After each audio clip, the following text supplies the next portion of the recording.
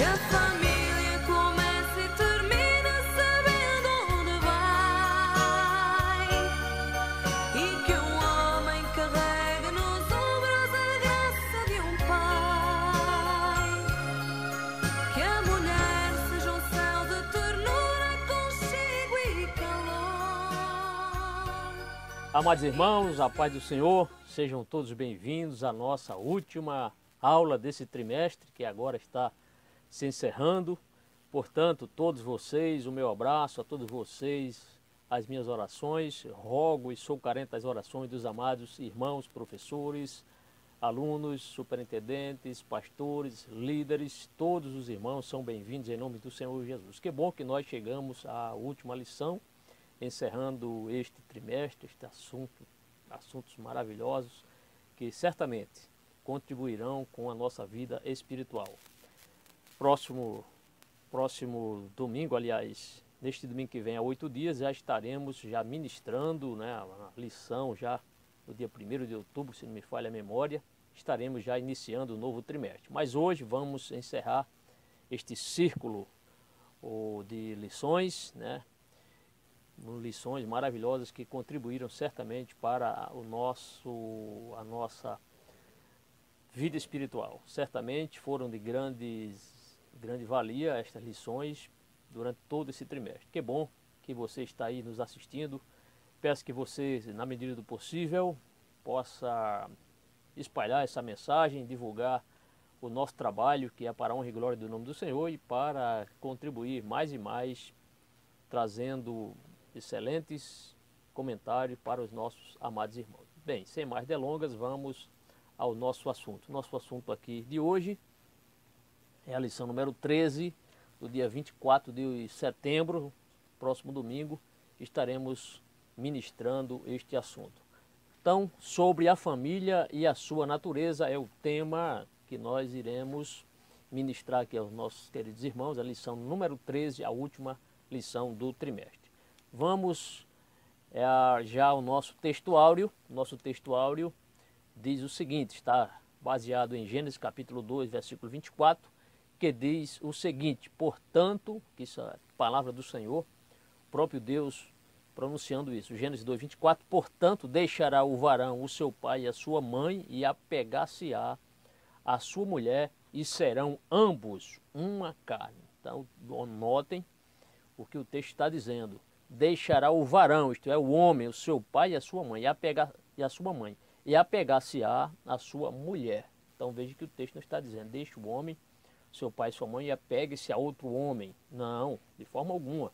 Apegue-se à sua mulher, não é a mulher do outro, é a sua mulher.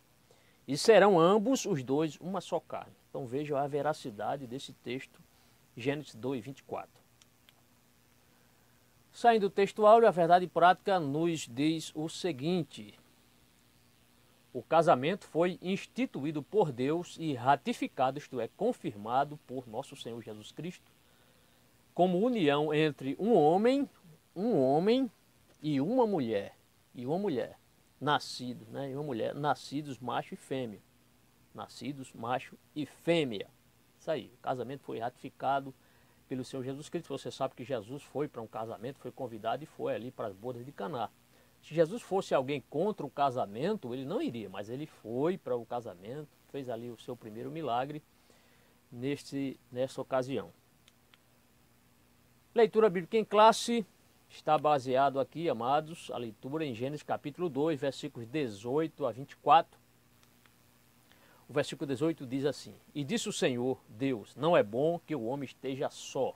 Far-lhe-ei uma adjutora, vamos explicar esse termo, que esteja como diante dele. O verso seguinte, o verso 19, diz assim: havendo, pois, o Senhor Deus formado da terra todo o animal do campo e toda a ave dos céus, os trouxe a Adão para este ver como lhe chamaria.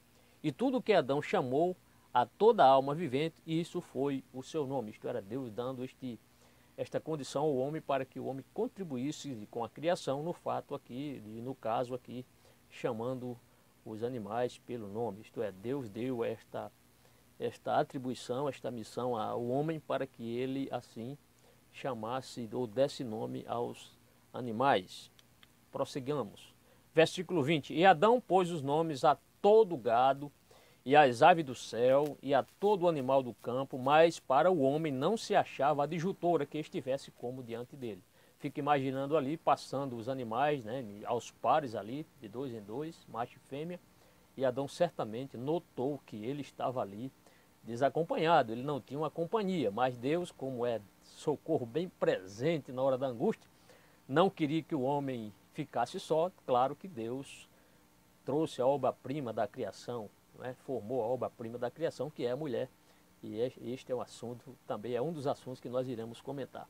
Prossigamos no versículo agora, o versículo 21. Então o Senhor Deus fez cair um sono pesado sobre Adão e este adormeceu, né? Deus, como cirurgião por excelência, ele não fez aquilo Adão acordado, mas ele fez com que Adão dormisse, deu um profundo sono, e tomou uma das suas costelas e cerrou a carne em seu lugar. Isto é, fechou perfeitamente ali, né? Alguns chegam até a dizer aí, as pessoas críticas, né, que o homem antes tinha 13 costelas e agora agora só tem 12. Não, mas isso aí, amados, Deus fez o homem como ele é, Deus fez o homem completo. Não está faltando nada no homem. E da costela que o Senhor Deus formou do homem, formou uma mulher e trouxe-a a Adão. Note bem, o Senhor formou, né? Formou uma mulher. Deus não criou a mulher. O homem foi criado, a mulher foi formada a partir de algo que já pré-existia, no caso, o homem. Trouxe-a a Adão. E disse Adão, e Adão certamente ficou vislumbrado com aquela visão, né? A primeira mulher ali na sua frente. O texto diz, e disse Adão, esta é agora osso dos meus ossos e carne da minha carne. Esta será chamada varoa, porquanto do varão foi tomada, isto é, foi formada a partir dele próprio. Verso 24 diz assim, portanto deixará o varão o seu pai e a sua mãe, e apegar-se-á a sua mulher, e serão ambos uma carne. Isto é, no mesmo texto áureo, né? O texto áureo é um dos textos da leitura bíblica em classe. Vamos ao nosso objetivo geral nesse momento. O nosso objetivo geral é o seguinte, apresentar o ensinamento bíblico sobre a origem e o propósito da família, com base bíblica, a origem e o propósito da família. Temos objetivos específicos que, desta feita, nessa ministração, teremos 4 objetivos específicos. Vamos ao primeiro. O primeiro objetivo específico é este, mostrar a formação do ser humano. O segundo objetivo específico é explicar a origem da família e o papel da mulher na sociedade israelita. O terceiro objetivo específico é especificar os princípios básicos da família. E terceiro e último objetivo específico é conscientizar os crentes acerca do desafio da igreja hoje. Conscientizar os crentes acerca do desafio da igreja hoje. Para isso, para que nós possamos bater todos esses objetivos específicos, para que possamos atingir todos os objetivos específicos, nós vamos seguir aqui um sumário. E o sumário é o seguinte, primeiramente, teremos uma introdução. Observe que nós teremos 4 tópicos. O primeiro tópico é a origem, o segundo tópico, a família, terceiro tópico, princípios básicos, quarto tópico, o desafio da igreja e o último item aqui do nosso sumário, uma breve conclusão, sempre como fazemos no final das ministrações. Bem, portanto, vamos à nossa introdução. Vamos à introdução da nossa ministração de hoje. É aqui o meu plano de aula. Bem, primeiro ponto que eu quero destacar aqui com os irmãos, interesse global. Bem, este assunto família, este assunto casamento, este assunto convivência familiar é um assunto do interesse de todos, então é de interesse geral, tanto de cristãos como pessoas não cristãs, como de pessoas religiosas e não religiosas. Este assunto, família, este assunto é um assunto do interesse de todos, não? Então, ou portanto, família é assunto de interesse geral.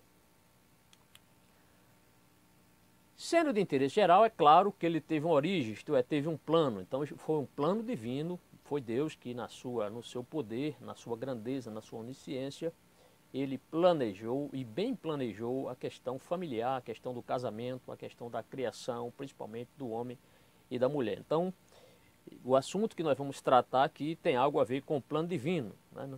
E veremos que o casamento ele não partiu de uma ideia humana, de uma idealização humana ou de um experimento humano. Não, foi Deus que instituiu a família, foi Deus que instituiu o casamento. Portanto, não é ideia humana, mas partiu de um plano divino. Isto é, trata-se de um plano ou um projeto de Deus para os seres humanos. Agora, a Bíblia, por mais que seja relevante o assunto, e o assunto é relevante, vamos falar aqui sobre a família, o Gênesis traz um curto relato sobre este assunto, sobre a criação, sobre a família, sobre a origem do primeiro casal. O assunto, apesar de ser bem relevante, o livro de Gênesis traz um breve e singelo relato, né, de como tudo isso começou e também revela o propósito de Deus para a família.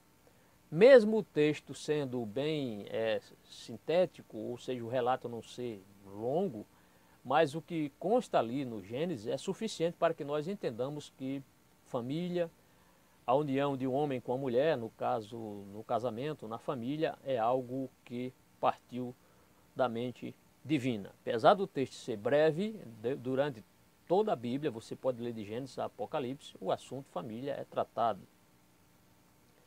Bem, a questão da validez. Então, não existe um prazo de validade para os princípios estabelecidos na Bíblia para o casamento. Ainda que as leis humanas sejam modificadas, ainda que as constituições dos países se adequem às práticas que geralmente o povo oprime os políticos, seus representantes a criarem leis que muitas vezes são leis que contrariam a palavra do Senhor, os princípios estabelecidos por Deus na sua palavra são inalteráveis, imutáveis. Ainda que pessoas criem leis para adequar suas práticas maléficas, a Bíblia permanece fiel aos seus princípios. Portanto, não existe prazo de validade para os princípios estabelecidos nessa narrativa e eles continuam valendo na atualidade. Portanto, a questão familiar é praticamente tratada principalmente no Gênesis, na questão da criação.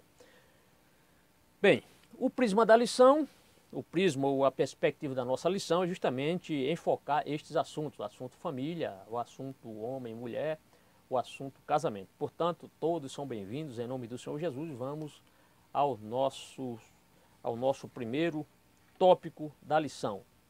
Nesse primeiro tópico da lição, nós vamos falar sobre a origem. E neste tema, neste assunto, a origem, nós temos dois tópicos.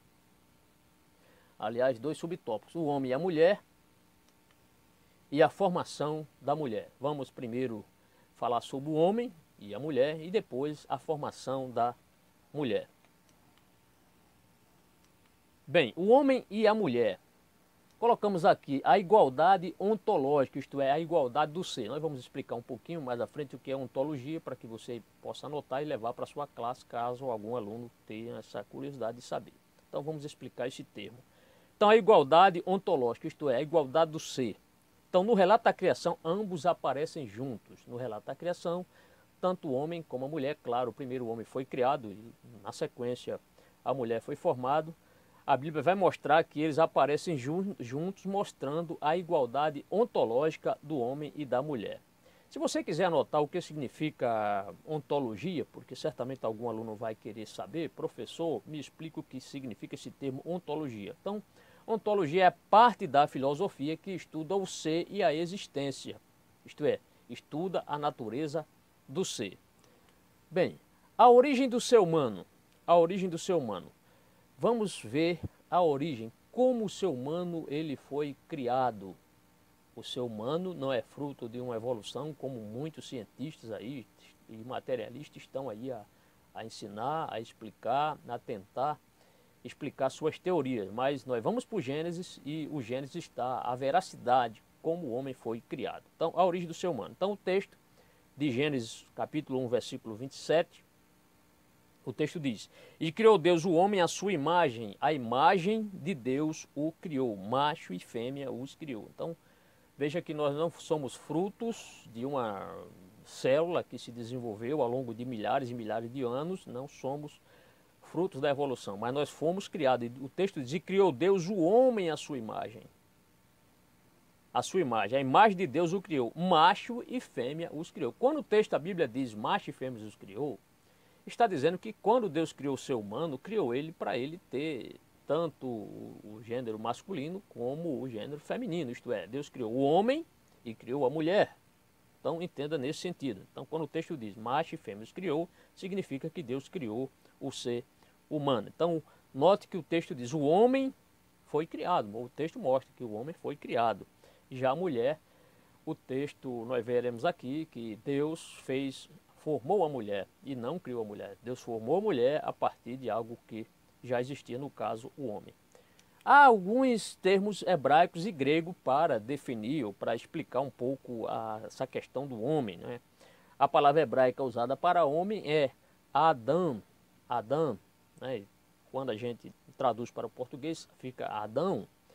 Mas a palavra hebraica usada para homem, homem nesse texto aqui, criou Deus o homem, é Adão, Adão, que serve tanto para o nome do primeiro homem que Deus criou, como também no sentido de representante do ser humano, semelhante à palavra grega antropos. Já ouviu essa palavra grega? Então antropos significa homem, assim como Adão significa, na expressão hebraica, significa homem também. Que importante aqui entender que Adão, esse nome Adão, significa homem no hebraico, isto é, tanto serve para o primeiro homem que foi criado, como também para definir o gênero humano, né, o Adão. O gênero, quando o texto diz a expressão final, macho e fêmea os criou, conforme eu já disse aqui, está tratando aqui, está falando do ser humano. Então Deus criou macho e fêmea os criou. Então está mostrando que Adão nesse versículo diz respeito ao ser humano. Eu achei interessante essa semana vendo uma foto que alguém postou na rede social, não lembro se foi, parece que foi o Facebook. Eu vi quando uma pessoa colocou um plug e uma tomada. E ele diz assim, olha, ele fala, o plug, a questão do plug e uma tomada, ele diz, existe o macho e a fêmea, né? O resto é gambiarra. Então, no sentido do casamento, Deus fez o homem para a mulher e a mulher para o homem, no sentido de convivência, no sentido de realmente casar-se, né, ajuntar-se e casar mesmo. E eu achei interessante porque ele mostrou nessa foto postada na internet o plug e a tomada. E ali ele diz que o que passar disso é gambiarra, né? Certo?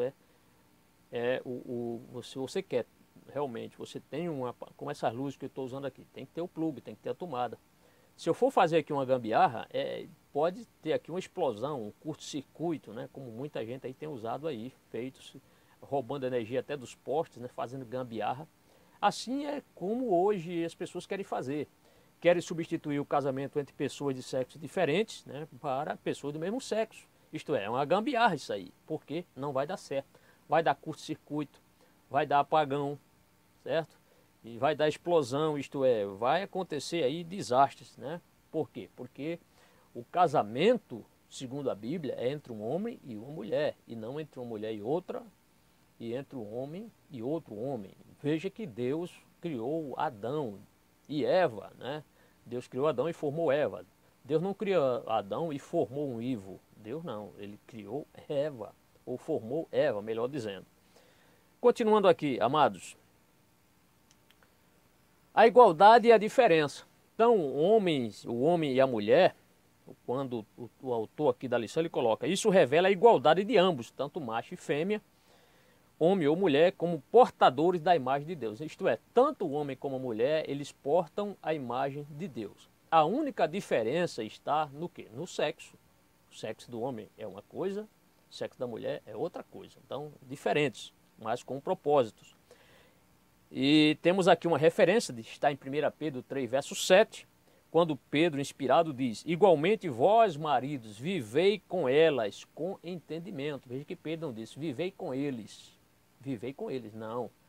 Pedro orienta aqui acerca do casamento, ele diz, igualmente vós, maridos, isto é, homens, vivei com elas com entendimento, dando honra à mulher. Não é dando honra a outro homem casado, não. Então, dando honra à mulher, como vaso mais frágil, e como sendo elas herdeiras convosco. Elas, veja novamente, né, o pronome aqui, elas, herdeiras convosco, da graça da vida, para que não sejam impedidas as vossas orações. Isto é, Pedro aqui está orientando aos irmãos para que coabitem com a sua esposa com entendimento, honrando a sua esposa, honrando a sua mulher, entendendo que a mulher é o sexo mais frágil, e elas também são herdeiras conosco desta graça da salvação.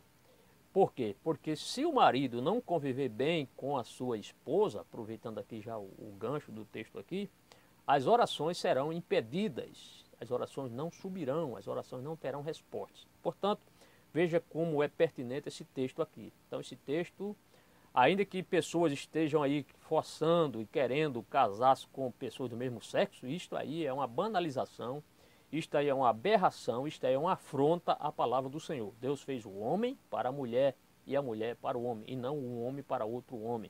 De forma alguma, mulher para a mulher. Por quê? Porque Deus foi muito enfático. Deixe o homem seu pai e a sua mãe e una-se à sua mulher.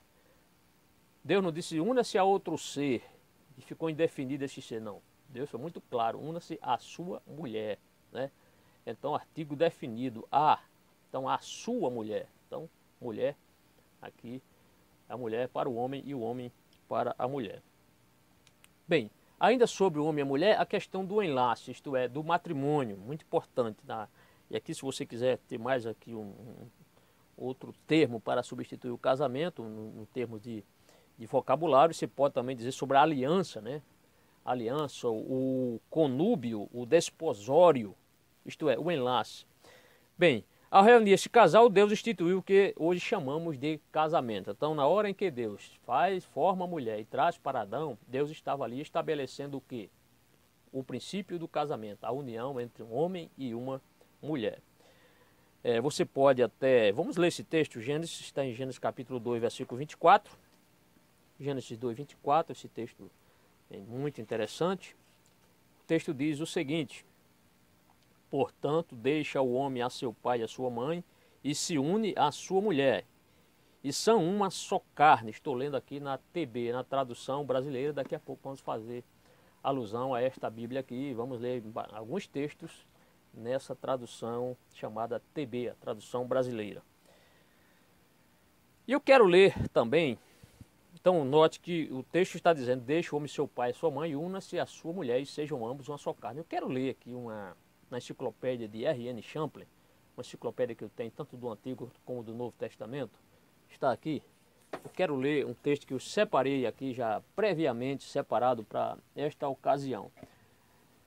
E aqui o que o autor está dizendo, o R.N. Champlin, ele diz assim, que tem aquela questão, muitas vezes o homem casa-se, quer ficar dentro da casa da mãe, e vai criar ali conflito, porque o homem tem que deixar. Deus é bem claro nesse texto: deixe o homem, seu pai e sua mãe, una-se à sua mulher. O homem, claro que ele não vai deixar de honrar seu pai e a sua mãe, mas a prioridade agora do homem é agradar a sua esposa, estar convivendo com sua esposa. E eu achei interessante quando estava estudando esse texto. Ele diz assim: um homem dividido entre mãe e esposa acha-se sobre um alicerce muito fraco. Acabará não agradando a nenhum das duas, e ambas serão infelizes com ele. Mas o mais importante foi isso aqui. Vejam bem. O que esse ensino não envolve? O autor sagrado não nos encoraja a sermos negligentes no tocante a nossos pais. Então veja, o texto diz: deixe o homem seu pai e sua mãe. Ele prossegue: continuemos a servi-los na medida do possível. O amor filial continuará rebrilhando. Mas ele diz: sai da casa de teus pais. E aqui uma nota do autor muito pertinente. Note bem. Uma mãe é como a terra natal de um homem. Uma mãe é como a terra natal de um homem. Uma esposa é como um país para onde ele migrou. Está entendendo? Ninguém pode viver em dois países ao mesmo tempo, lógico. Tal homem ama a ambos, mas sua presença física manifesta-se na sua nova pátria, isto é, no seu casamento, na pessoa que ele escolheu para viver junto agora. Achei muito pertinente. Daqui a pouco, se for possível, vamos ler outro texto sobre este assunto. Vamos ao segundo subtópico, a formação da mulher. Vamos agora a este assunto glorioso, que é a formação da mulher. E aqui nós colocamos formada e não criada. Conforme eu já adiantei para os irmãos, a Bíblia nos mostra que Adão foi criado, né, a partir da argila, a partir da matéria-prima, que era a terra, o pó da terra ou a terra, substâncias encontradas na natureza, no chão. Deus formou o homem. E aqui colocamos formada e não criada. Então a Bíblia nos conta como a mulher surgiu na história humana. Então a Bíblia nos mostra isso. Muito bem, antes aqui. Então eu achei interessante quando eu estava estudando este assunto e trouxe aqui para os irmãos.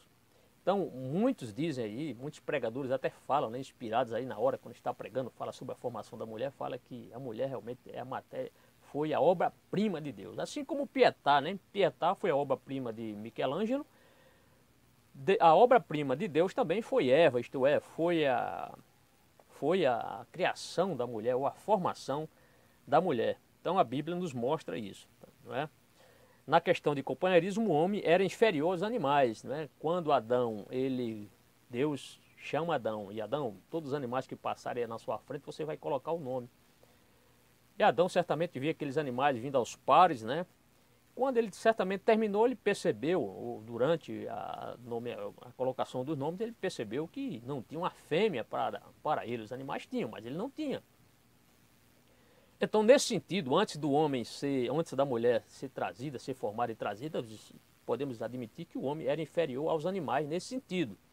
Inferior por causa da falta de companheirismo, mas Deus, que é misericordioso, Deus então providenciou uma mulher para Adão, a fêmea.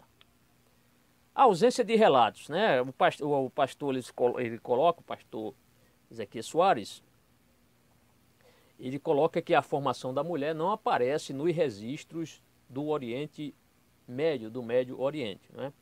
Não aparece. Se você quiser aí anotar aí, o Oriente Médio, né, era uma região que envolve os países tanto do oeste da África, como também do oeste da Ásia, como do nordeste da África. Apenas isso. Bem, o modus operandi divino, né? Deus, como foi que Deus criou o homem? Como Deus teve esta grande ideia, né? Então, partiu do próprio Deus, ele criar um ser inteligente, dotado de volição, de vontades. Deus colocou nele o seu espírito, né? O fôlego da vida, do homem passou a ser alma vivente. Essa expressão que nós colocamos, o modus operandi, né? Está aqui em itálico, né? Porque trata-se de uma palavra em latim. Foi a maneira de Deus trabalhar e agir. Então entenda esse modus operandi, como nós vamos falar aqui, a maneira de Deus trabalhar e agir. Hoje nas empresas, né, a maioria das empresas hoje trata dessa questão da realização, como eles vão realizar suas funções. Deus então criou o homem. Nessa criação do homem, a Bíblia não entra em muitos detalhes, mas mostra, conforme Gênesis 2, 7.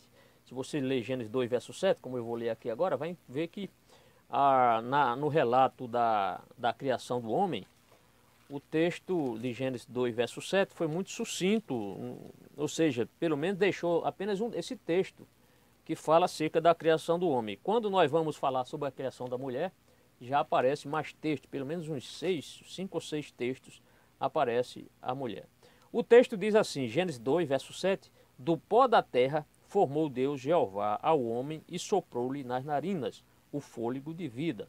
E o homem tornou-se um ser vivente, isto é, alma vivente. O homem passou agora a existir, a ter vida. Então o texto vai nos mostrar que só aparece uma única vez a formação do homem. Agora, 6 vezes a Bíblia mostra a questão da formação da mulher ou da criação da mulher, conforme se queira entender, né? Gênesis 18 a 23, Gênesis capítulo 2, versículo 18 a 23, vamos à frente, vamos ler. Diz assim, disse mais Deus Jeová, não é bom que o homem esteja só, far-lhe-ei uma adjutora, ou uma ajudadora, que ele seja idônea. Da terra formou Deus Jeová todos os animais do campo e todas as aves do céu, e os trouxe ao homem para ver que nome lhe daria. E o nome que o homem deu a todo ser vivente, esse foi o seu nome. O homem deu nomes a todos os animais domésticos, às aves do céu e a todos os animais do campo, mas para ele não se achava uma ajudadora idônea. Fez Deus Jeová cair um sono pesado sobre o homem, e este adormeceu. Então tomou uma das costelas do homem e fechou a carne do lugar dela. Da costela que Deus Jeová tinha tomado do homem, formou a mulher e a trouxe ao homem. Então disse o homem, esta agora é osso dos meus ossos e carne da minha carne, ela será chamada varô, porque do varão foi tomada. Bem, então aqui mostra nesse texto aqui a formação da mulher, como a mulher foi formada a partir do homem. Veja que a mulher foi formada de um dos ossos que está ao lado do homem, não é? A costela. Deus não formou a mulher dos membros inferiores, da parte do seu pé, certamente para a mulher não se sentir inferiorizada, como também não fez de um osso da cabeça do homem, não é? Para talvez ela não se sentir muito exaltada. Mas Deus fez a mulher de um dos ossos que está ao lado do homem, isto é, de uma das suas costelas. Se esquerda ou direita não sabemos, mas nesse sentido, podemos até dizer, para conviver com o homem, para o homem abraçá-la, amá-la, né, e honrá-la. Podemos assim entender.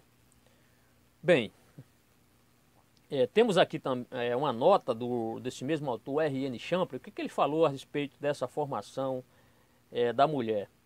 Ele diz assim no volume 1, nesse mesmo livro que eu apresentei aos irmãos, que eu acabei de ler o texto, ele diz assim, Deus não formou a mulher a partir da argila, como se deu no caso do homem.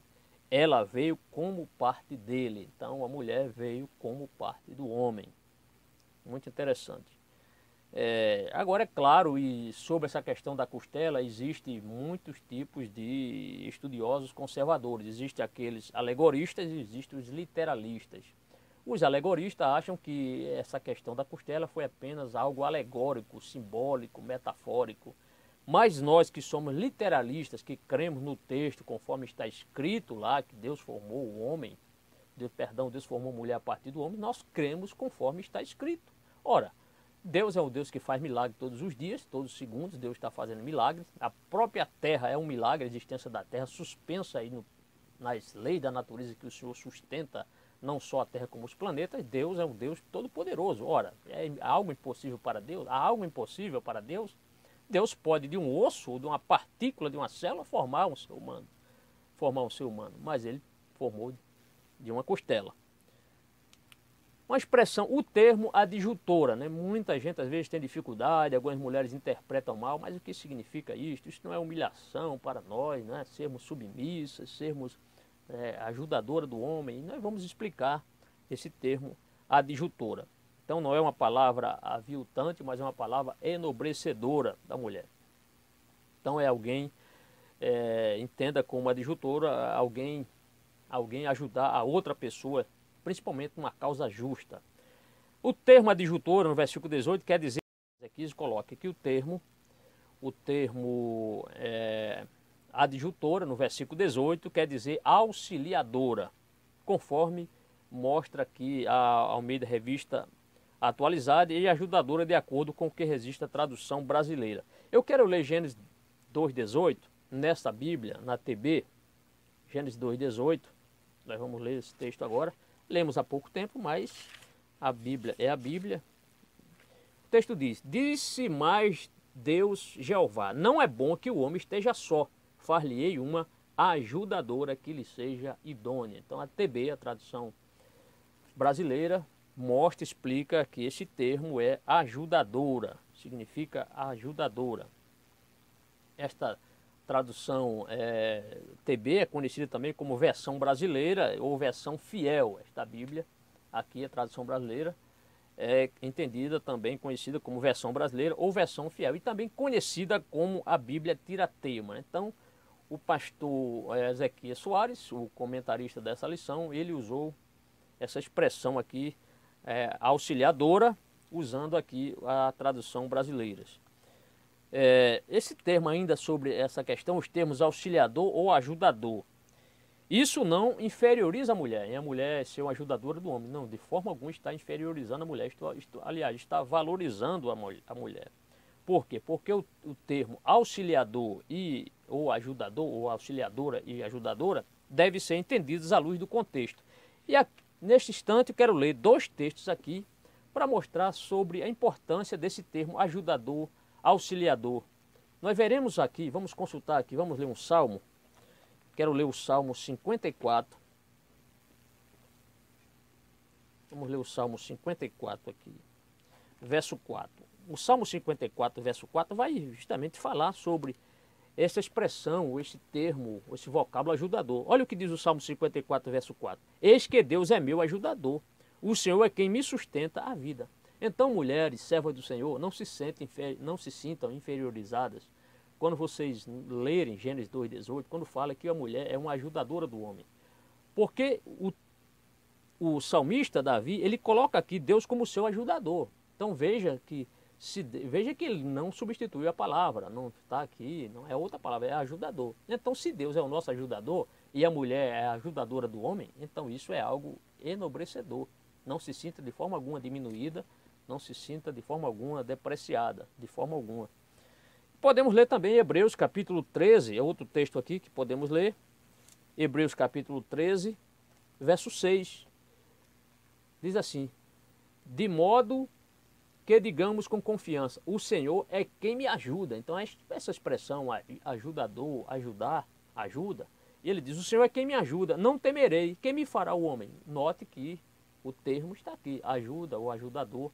Novamente, apareceu nos Salmos e aparece aqui no livro, ou na epístola, quase que eu dizia de Paulo, na epístola aos Hebreus. Então não se sintam de forma alguma diminuídas, aviltadas com este termo. Não inferioriza a mulher de forma alguma. Na questão da igualdade de tratamento, o termo hebraico, a Bíblia no Antigo Testamento o Antigo Testamento foi escrito no idioma hebraico. E essa expressão, como diante dele, tem uma palavra no hebraico que significa kenegdor. Então esse termo hebraico kenegdor, que está no versículo 18, na parte B, tem a ideia de igual e adequado. E nós podemos ler inclusive outro texto aqui, por quê? Porque o cristianismo, ele veio valorizar mais a mulher. O cristianismo, ele valoriza, Jesus valorizou muito a fêmea, a mulher, sexo feminino, Jesus valorizou. Coisa que em outras religiões, em outras culturas, muitas vezes a mulher é depreciada, a mulher é inferiorizada, é humilhada, mas o cristianismo valorizou muito a mulher.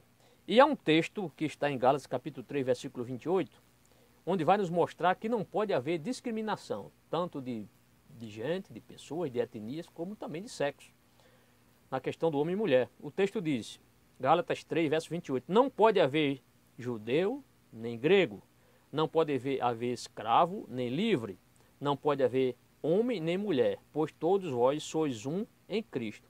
Isto é, está falando aqui da igualdade, da questão da igualdade de tratamento. Não deveria haver discriminação entre etnias, entre pessoas, seja judeu ou grega, entre patrão e empregado, entre homem e mulher, porque todos têm o mesmo valor. Então, isso é muito importante. Então, o termo está nos mostrando isso aqui. Inclusive, eu quero ler outra expressão aqui, no R.N. Champlin. Recomendo, se os irmãos puderem adquirir essa enciclopédia de Bíblia, não é? O Antigo Testamento, versículo por versículo, enciclopédia não, porque o mesmo autor ele tem enciclopédia de Bíblia, filosofia e teologia. Ele comenta o R.N. Champlin, o Antigo Testamento e o Novo Testamento. Então, quero ler aqui na página 36, algo que eu achei muito importante para tratar com os nossos irmãos. Muito bem, vamos ver aqui. Ele diz assim, vários intérpretes supõem que antes da queda o homem e a mulher eram iguais. Então, vários intérpretes supõem que antes da queda o homem e a mulher eram iguais. E não havia nenhum domínio masculino arbitrário. E que a vida era sempre harmônica, sem jogos de poder entre os sexos. É verdade, né? Então o homem e a mulher estavam ali na mesma posição, isto é, de honra diante de Deus. Muito importante essa fala do R.N. Champlin. Meus amados irmãos, então vamos, ainda temos mais um item aqui, a prioridade e a dependência. Então o relato da criação, ela pressupõe que Deus colocou o homem como prioridade governamental. Então você deve entender que Deus colocou o homem como prioridade governamental, é tanto que o homem ele veio à existência antes da mulher. Se você quiser depois consultar Coríntios 11, verso 3, vamos ler 1 Coríntios 11, verso 3. Vamos achar esse texto aqui, 1 Coríntios 11, verso 3. É aquele texto que mostra que o homem deve ser o cabeça do lar, né? O texto diz assim: mas quero que vós saibais que Cristo é a cabeça de todo homem.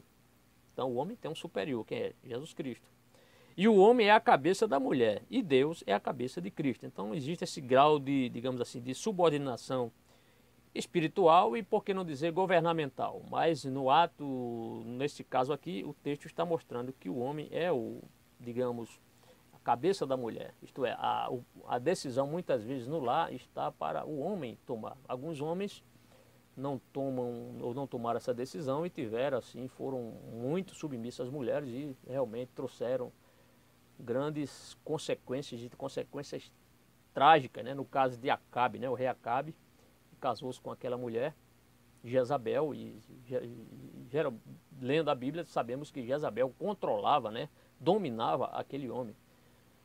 Não vamos entrar em mais detalhes, mas tem homens assim, digamos assim, de caráter fraco, e muitas vezes a mulher que manda na casa. O homem de forma alguma toma decisão. Tem até mulher que fica até chateada com o marido porque é para ele agir em determinada situação e ele fica ali, não é, como se não estivesse fazendo parte da convivência. Então isso aí traz profundas consequências, mas aí, nós devemos como cristãos proceder, e as irmãs que são sábias sabem que essa submissão que elas têm é uma submissão mais por amor e conforme a orientação da palavra. Mas que ambos os sexos, homem e mulher, são mutuamente dependentes, né? Claro. Temos outro texto aqui, está em 1 Coríntios capítulo 11, versículo 11. Não vamos entrar em mais detalhes devido ao tempo da nossa ministração. Vamos para outro item. Porém, antes vamos à nossa síntese do tópico. Nessa síntese do tópico, podemos ler: a origem da família remonta à criação do homem e da mulher como a base da formação familiar.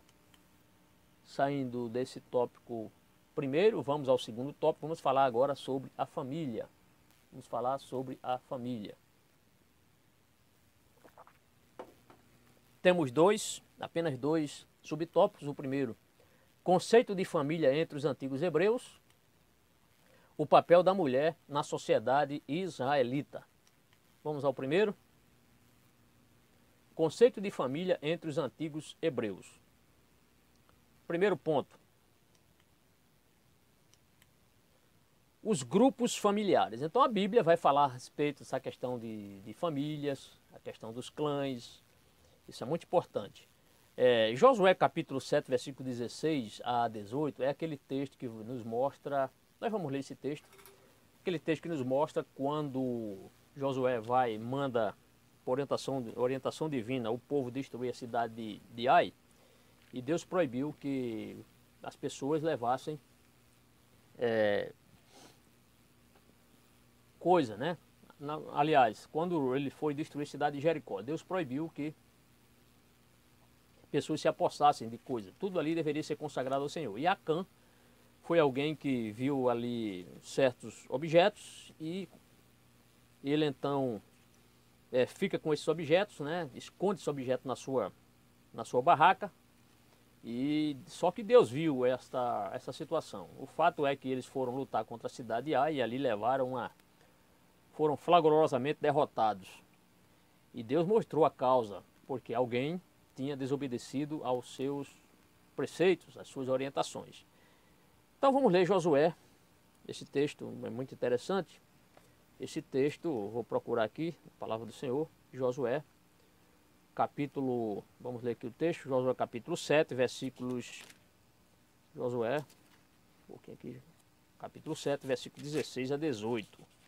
nós vamos ver essa questão das famílias, dos clãs. O que fala, vamos ler o texto 7:14, porque aqui é o texto onde o próprio Deus está orientando a Josué como ele deveria proceder.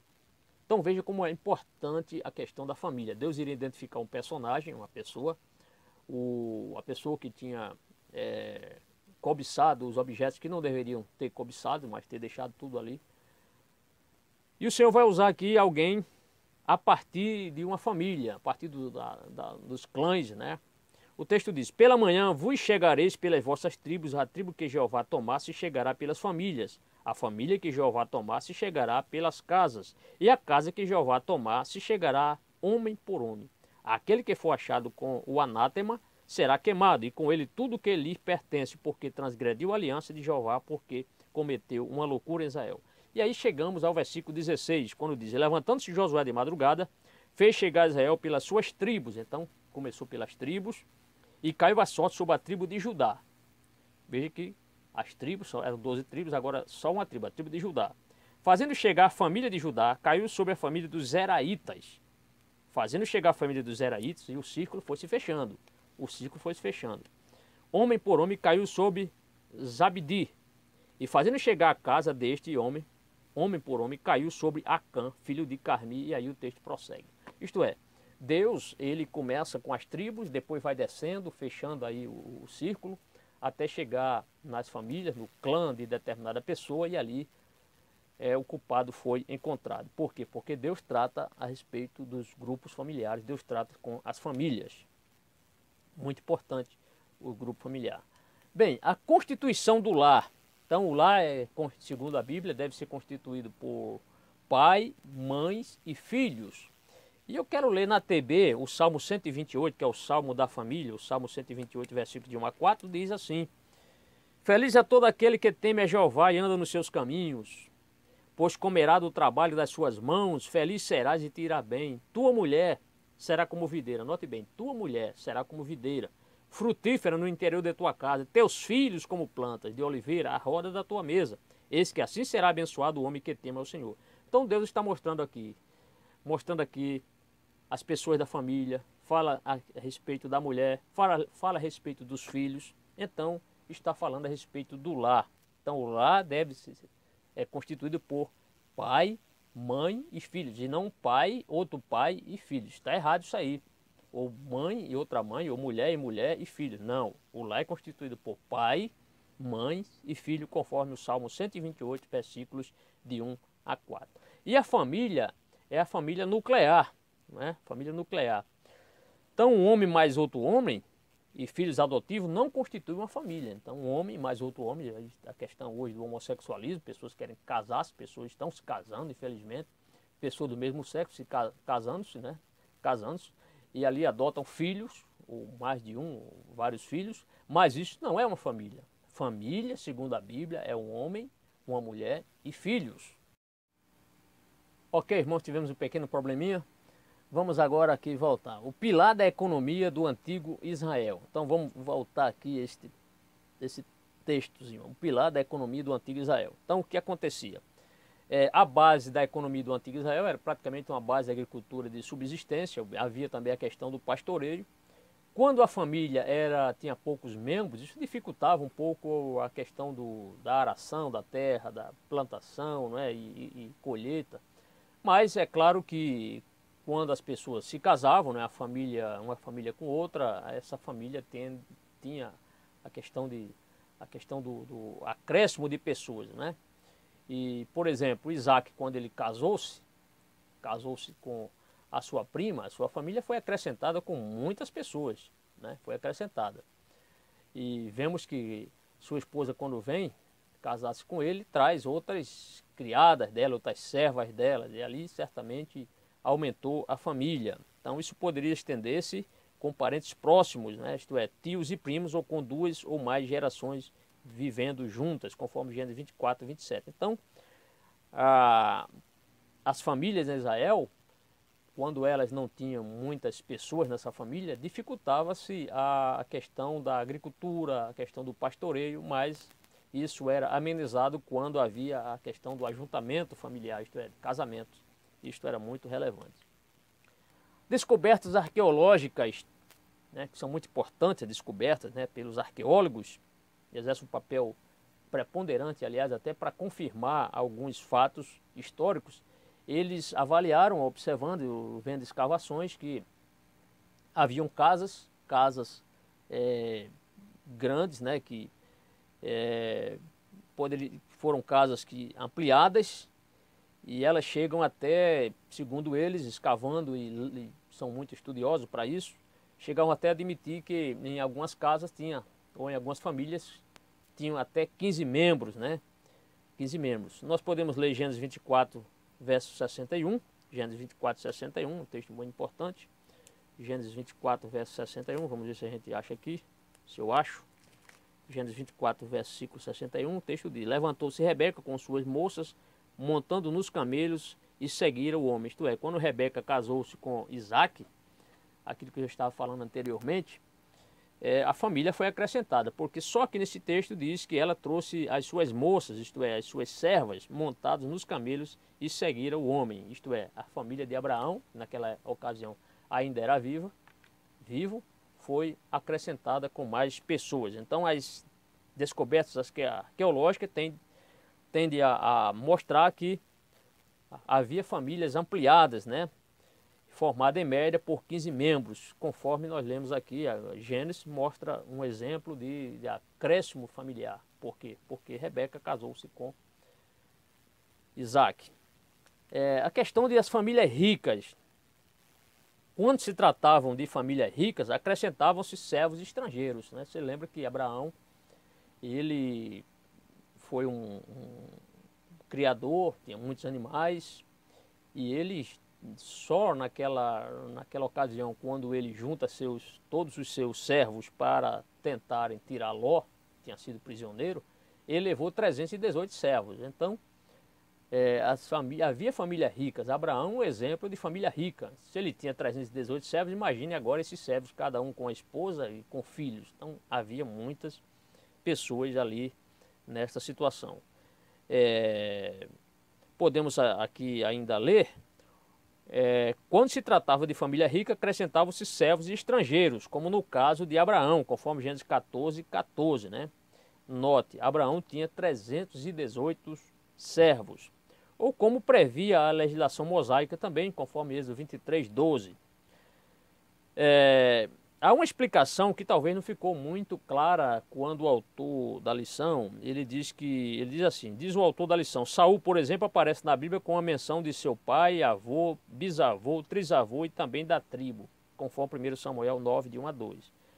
Eu não posso assim concordar, concordo com o relato, mas não significa que todas essas pessoas da família de Saul estavam vivas. Aqui eu creio que trata-se apenas de uma menção da questão da genealogia, né, que é o relato o registro dos antepassados de Saul, e não para dizer que a família de Saul era grande, porque ainda estavam vivos o seu bisavô, o seu trisavô, etc. Eu creio que a intenção do autor, quando ele escreveu esse texto aqui, foi mostrar apenas a relação dos antepassados de Saul, e não dizer que todos esses estavam fazendo parte da família de Saul, e por isso sua família era grande. Creio que não foi essa a intenção do autor. Porque a gente pode também pegar aqui um texto de Números, capítulo 16, versículo 1.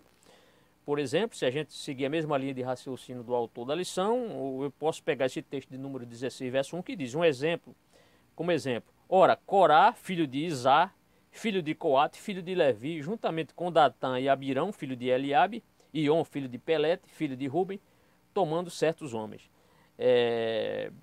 Aqui menciona Corá, filho de Izá, filho de Coate, filho de Levi. Mas Levi já estava morto. Então aqui é apenas o registro genealógico. Então não podemos admitir, pelo menos eu quero discordar do autor da lição, que todos nós podemos nos equivocar. Ele citar como exemplo que uma família ela pode ter muitas pessoas, citou aqui o caso de Saul. Mas eu creio que o texto do 1 Samuel 9, de 1 a 2, foi apenas a questão do relato das pessoas da família, e não a questão genealógica, e não para dizer que os avós, os trisavós de Saul, o trisavô, era vivo. Bem, saindo desse ponto, vamos o papel da mulher na sociedade israelita. Vamos ver o papel da mulher na sociedade israelita. Primeiro ponto, a mesma tarefa, né? O autor da lição, pastor Ezequiel Soares, ele coloca: a tarefa do homem e da mulher era a mesma, sendo que a mulher cuidava da casa e ajudava o marido nos trabalhos diários para o sustento da família, né? Há certas tarefas que ela especificamente é tarefa de mulher. Por exemplo, varrer a casa. Vimos a mulher da dracma perdida, ela varreu a casa. Podemos ver em várias passagens bíblicas a mulher indo pegar água no poço, né? Como por exemplo a mulher samaritana e outras pessoas, no caso de Rebeca também. Enfim, há muitos exemplos de mulheres que trabalhavam, né, na Bíblia. Bem, claro que existiam tarefas mais rudes para o homem desenvolver, por exemplo, a questão da aração, né? Arando terra, nós vemos ali Eliseu arando terra, porque era homem, então o serviço mais braçal era um trabalho rachar lenha, provavelmente, eram os homens que rachavam lenhas, né?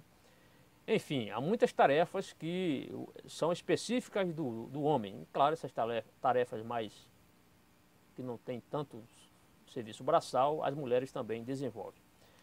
Bem, a sentença após a queda, né? Então o pecado ele trouxe suas consequências. E uma das consequências foi quando a mulher ela deu à luz, e antes de dar à luz o Senhor tinha vaticinado dizendo que a mulher teria dores quando tivesse filhos. Ela teria dores, claro, talvez suportáveis, como os animais não gritam quando tem seus filhos, né? Não, pelo menos não dizem, pelo menos não reclamam.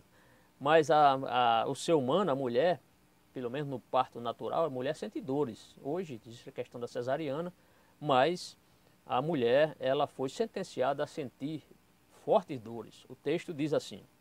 Então vamos ver a sentença divina após a queda no Éden. Diz a Bíblia: e a mulher disse, Deus disse: multiplicarei grandemente a tua dor e a tua conceição, isto é, a tua dor, né? A tua conceição, ou seja, a tua concepção, a concepção. Com dor terás filhos, e o teu desejo será para teu marido, e ele te dominará, conforme Gênesis 3, verso 16. Bem, é claro, como já falei, há uma nota até do R.N. Champlin, quando ele diz: o parto natural é uma ocorrência dolorosa e potencialmente, né? Outra expressão, uma expressão que às vezes os irmãos perguntam: e essa expressão, o teu desejo, o que significa isso? Quando Deus disse: o teu desejo será para teu marido. Champlin ele coloca: não somente é o desejo sexual da mulher, mas toda a sua vontade, prazer e desejos ficariam sujeitos ao veto ou aprovação de seu marido. Isto é, não só a questão do desejo sexual, mas toda a vontade e prazer ficariam sujeitos ao veto ou à aprovação de seu marido. Significa essa expressão, teu desejo. O trabalho e a maternidade, conforme a opinião do autor, ele coloca: isso significa que a mulher se dedicaria ao trabalho da mesma forma que o homem e também à maternidade. Então hoje a mulher está trabalhando, muitas mulheres trabalhando. No passado não era tão intenso assim, mas também vemos a mulher trabalhando na Bíblia, né? Então isso significa que a mulher se dedicaria ao trabalho da mesma forma que o homem e também à maternidade. Isto é, esse texto está nos mostrando que Deus está dizendo: multiplicará a dor dela quando a mulher tivesse para dar à luz filhos. Com dores terás filhos, e o teu desejo será do teu marido, e ele te dominará. Bem, sobre a questão do pastor do lar, ainda dentro desse item, o papel da mulher na sociedade israelita. Então, o marido, o homem, é o pastor do lar. Tá? Isso não significa que a mulher é um ser inferior, mas que o homem é o chefe e pastor do lar, isto é, o cabeça, né? A cabeça do lar. A mulher levava a criança no ventre e continuava exercendo suas tarefas, claro, com algumas ressalvas, com algumas precauções. Então, o pastor do lar é o homem. O homem é o sacerdote do lar, é o homem que cabe a tomar decisões mais importantes do lar. Mas é claro que a mulher não deve sentir-se inferiorizada por isso, mas é determinação na palavra do Senhor. A questão da gravidez, né? Considerando questões médicas, sanitárias e nutricionais, a gravidez era um período de alto risco para a mãe e para o bebê. Isto é, o papel da mulher na sociedade israelita. Era algo claro, com algumas ressalvas também, a mulher tem que ter certos cuidados, não podia, digamos assim, fazer excessos, cometer excessos, porque poderia comprometer a sua gestação e a luz, quando fosse dar a luz à criança. Um grande exemplo ali de uma atitude que certamente foi muito difícil foi quando Maria ela sai grávida lá de Nazaré, na Galiléia, e ali vai até Belém, né? Vai a Belém, na Judéia, sobe ali a Belém da Judéia, né? Passando por Jerusalém ali, quem sabe ali, chegando até Belém, numa distância mais de 100 quilômetros. E Maria, certamente em lombo de jumento, fez essa viagem. Certamente foi uma viagem muito difícil para Maria naqueles dias, porque assim que ela chega ali, com poucos momentos, podemos dizer ali, quem sabe poucas horas ou poucos dias, ela dá a luz ali ao Senhor Jesus Cristo. Então foi algo doloroso, foi algo assim penoso dessa grande viagem de Maria. Então, na questão da gravidez. Bem, não vamos entrar em muitos detalhes aqui, tendo em vista o tempo da nossa ministração. A síntese do tópico. A família nuclear constitui-se de pai, mãe e seus filhos, onde o homem e mulher exercem funções distintas. Então, a função nuclear, a família nuclear, perdão, constitui-se de pai, mãe e seus filhos. Pai, mãe e seus filhos. Vamos ao nosso terceiro subtópico, ou terceiro tópico, melhor dizendo. O terceiro tópico traz 4 subtópicos. Primeiro, a questão do casamento, a monogamia, a heterossexualidade e também a indissolubilidade do casamento. Vamos aqui à questão do casamento. Primeiro ponto aqui, a relação medular, isto é, a principal relação, né? Então, o casamento é o mais fundamental de todas as relações sociais. Não é? A união matrimonial, o casamento entre o homem e a mulher, é o mais fundamental de todas as relações sociais. Né? Você pode ser alguma pessoa famosa, um grande pregador, ter muito dinheiro, mas se você não tiver um bom casamento, o que você tem certamente não vai substituir essa falta que faz um bom casamento, uma boa união conjugal. Então, o casamento é a mais fundamental de todas as relações sociais, guarde isso.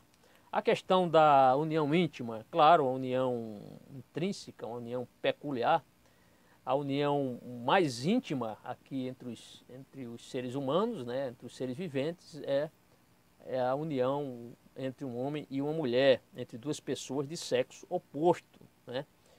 Que se manifestam publicamente o desejo de viverem juntas, mediante o quê? Mediante um pacto solene e legal, isto é, o casamento. A mais íntima convivência. Praticamente vou dizer o que nós falamos agora no item aqui acima. O casamento, ele só perde em termos de intimidade para vou usar novamente a palavra, com a intimidade que há entre a Trindade, o Pai, o Filho e o Espírito Santo. Fora isso, a união mais íntima que deve existir é entre um homem e uma mulher, no caso do casamento. Não é? Então não existe no universo entre os seres vivos inteligentes uma intimidade maior do que a que existe entre marido e mulher, excetuando apenas as 3 pessoas da Trindade. A decisão divina.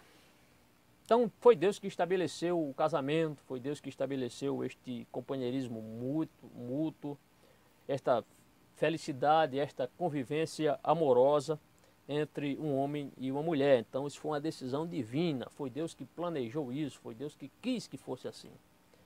A asseveração divina, muito importante aqui, é um texto que encontra-se em Gênesis capítulo 2, versículo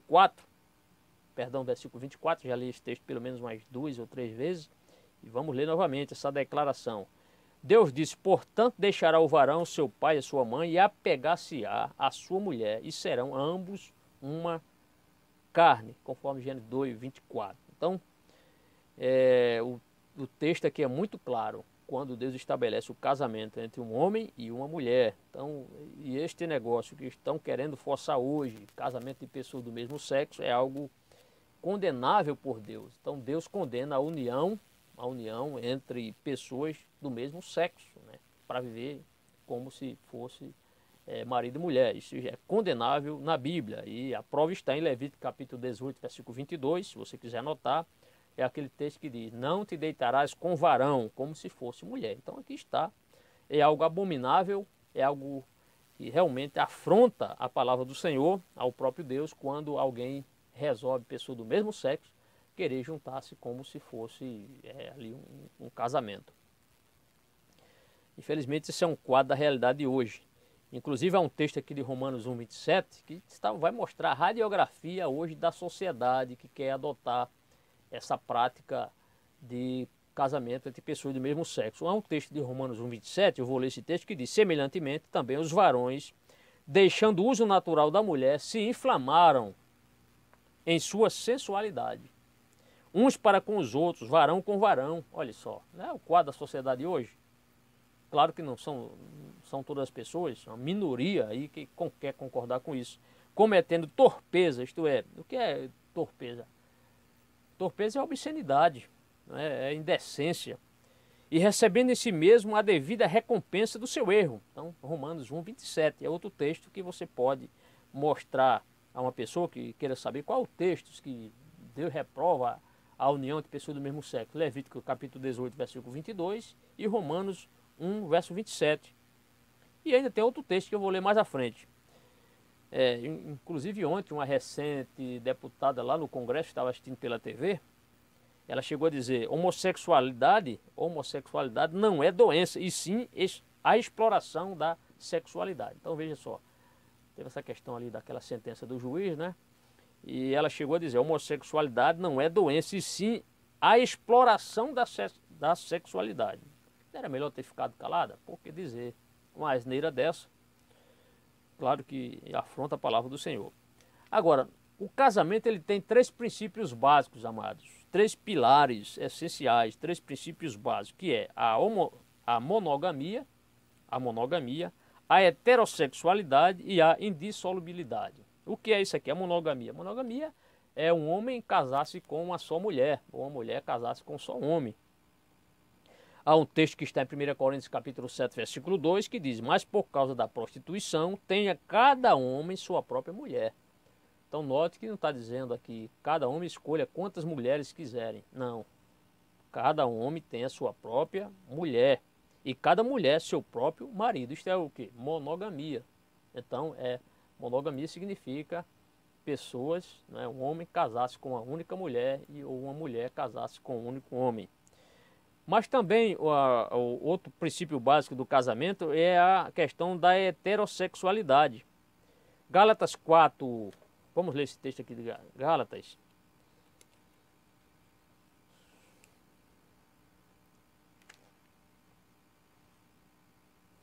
Gálatas não, Gênesis capítulo 4, né? Gálatas não, é Gênesis capítulo 4. Observe o que o texto diz.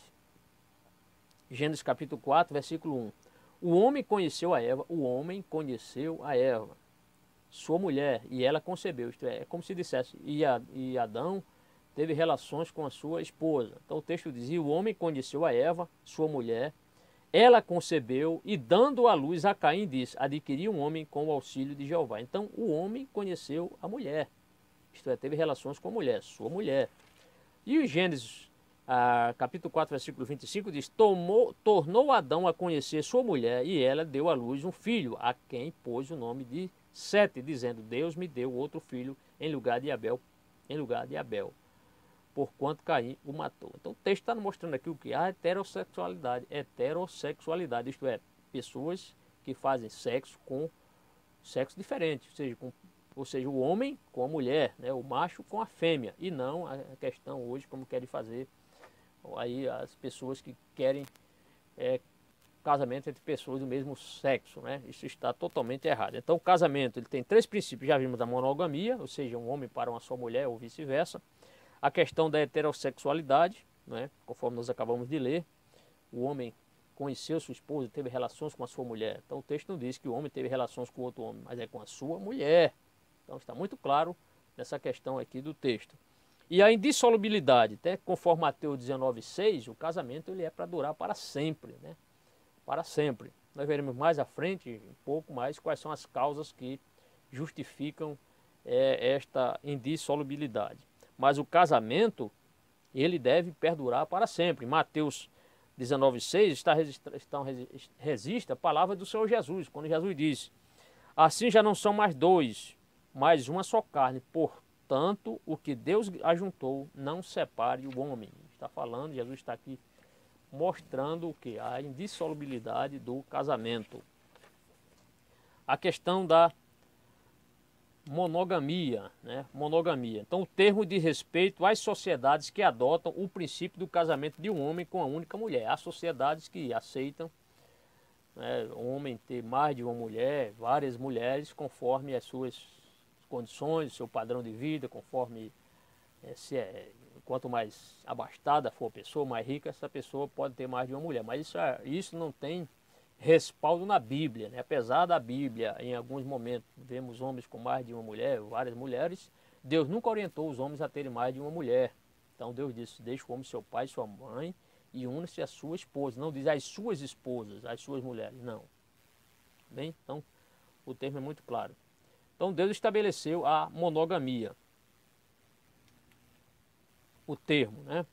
Então o termo diz respeito às sociedades que adotam o princípio do casamento de um homem com a única mulher e vice-versa, conforme Deus estabeleceu.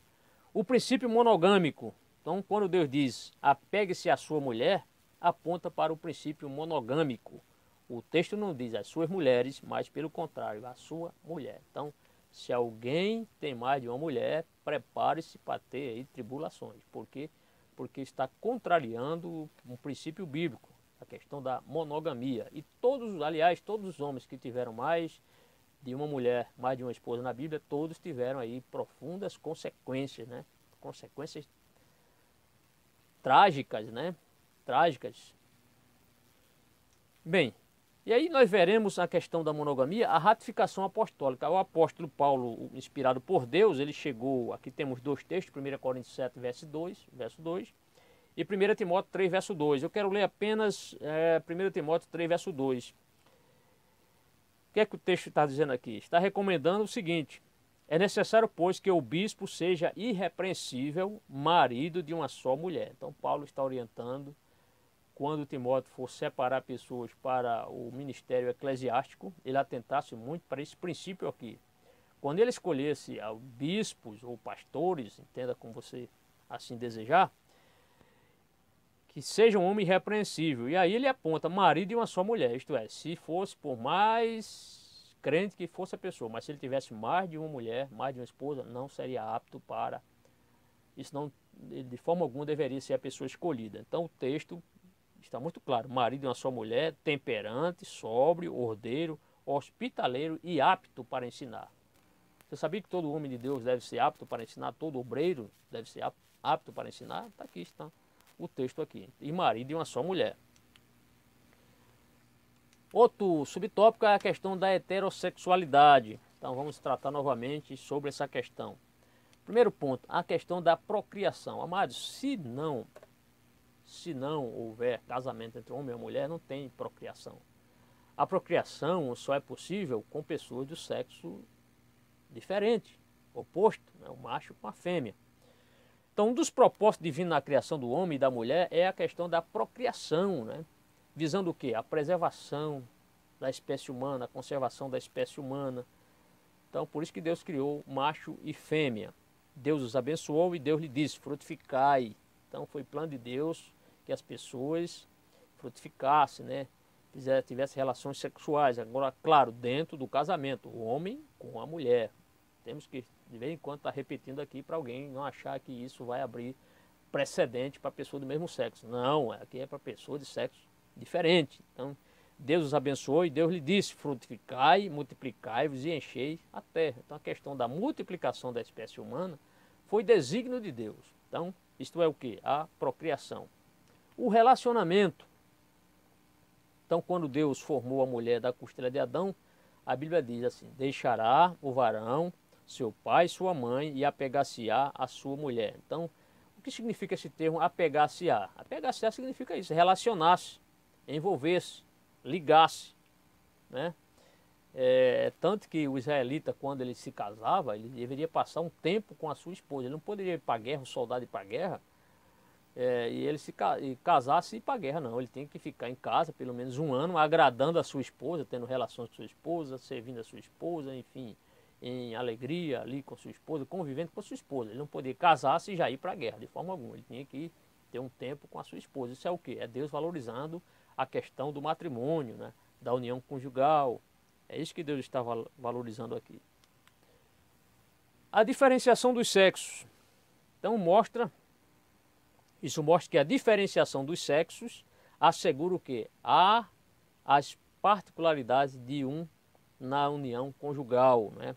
A postura necessária à formação do casal. Então, a diferenciação dos sexos. Então, pessoas que se casam com outras pessoas do mesmo sexo estão desobedecendo ao Criador. Não há procriação, não há amor verdadeiro. Por mais que ela diga que se amem, mas é um amor diabólico.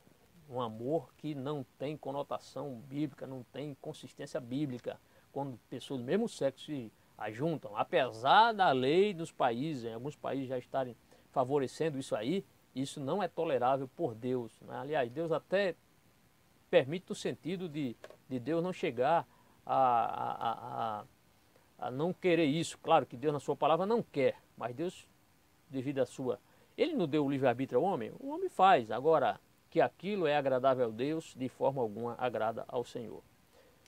Bem, ainda falando sobre essa questão da heterossexualidade, a união sexual. Então, o homem se une sexualmente à sua esposa como resultado do amor conjugal. Tá?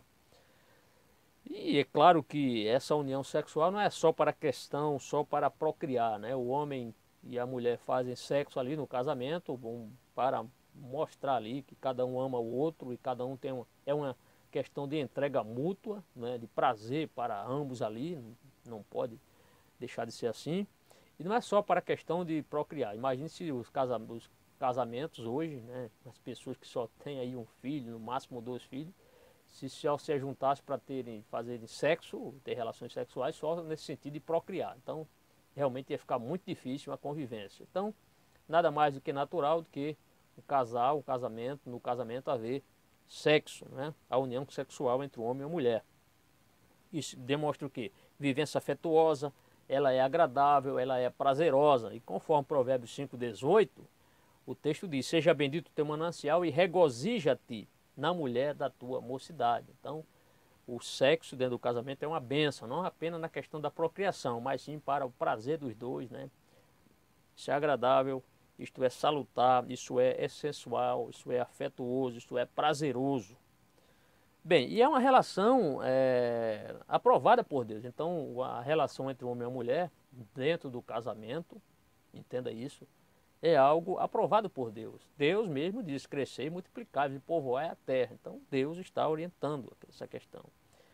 Então, o relacionamento sexual aprovado na Bíblia é de um homem e de uma mulher dentro do quê? Do matrimônio. Então, essa questão da fornicação, que é sexo entre pessoas solteiras ou pessoas que não são casadas, isso aí é reprovável na Bíblia. Deus aprova a união sexual dentro do casamento entre um homem e uma mulher.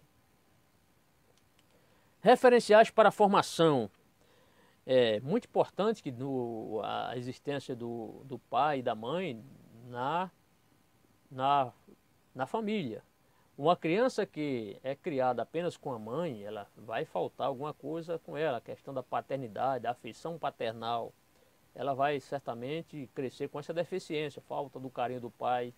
A mesma coisa uma criança que é criada com o pai e sem a mãe, né? Também vai ter a mesma dificuldade. E hoje, como querem adotar, homossexuais se casam, né, e ali adotam a criança, aquela criança certamente vai ser atingida pelo meio, porque vão ver aquela situação de 2 pessoas, 2 homens ou 2 mulheres se abraçando, se beijando, até fazendo sexo. Imagina como vai ser formada uma criança dessa, a mente de uma criança dessa vendo uma situação terrível dessa. Então, o pai e a mãe são o referencial para a formação tanto do menino quanto da menina. É essencial isso, a existência. Por isso, amados irmãos, preserve seus casamentos, não se afaste de forma alguma de sua esposa ou esposa do marido. Preserve, lute por seu casamento. Essa semana aconselhei o irmão para todas as maneiras ele preservar o casamento dele, certo? E a melhor maneira de você preservar, meu irmão, seu casamento é a questão do perdão. Se cometeu falha, peça perdão à sua esposa. Um dos dois deve pedir perdão, não é? E quando há perdão, a interação, a bênção de Deus para ambos. Então, a questão passa pelo perdão. Bem, a base comportamental. Acima de qualquer exemplo, o comportamento estabelecido para o homem e para a mulher deve vir da palavra de Deus. Então, a melhor forma de uma base comportamental está na palavra do Senhor. Então, a palavra do Senhor, a palavra de Deus, tem muitos conselhos para os seus filhos. Ainda no terceiro tópico, tratando a questão da indissolubilidade do casamento, no importante texto aí, nós tratamos sobre esse ponto. Veremos aqui a origem da indissolubilidade, não é? A natureza indissolúvel do casamento vem desde a sua origem, quando Deus diz, serão ambos uma só carne. Então Deus está mostrando ali que o casamento, ele é para perdurar, ele é para permanecer, ele é algo perene, algo que não pode ser dissolvido. Então, a origem para o casamento ser indissolúvel está nesta palavra, quando Deus diz, serão ambos uma só carne. Bem, e essa indissolubilidade, ela foi ratificada. O Senhor Jesus Cristo em Mateus 19,6, nós já lemos esse texto, mas vamos ler novamente.